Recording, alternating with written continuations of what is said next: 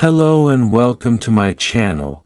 In today's video, we're going to explore an easy and interesting geometric problem. Let's get started.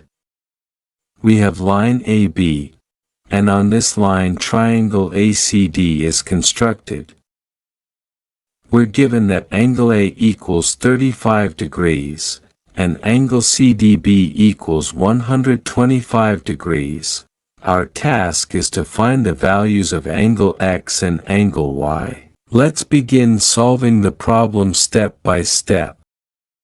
Since angle ADB lies on a straight line, it measures 180 degrees. Therefore, X equal to 180 degrees minus 125 degrees, which gives us X equal to 55 degrees. Next, we look at triangle ACD. We know that the sum of the interior angles of any triangle is 180 degrees, so we can write y plus x plus 35 degrees equal to 180 degrees.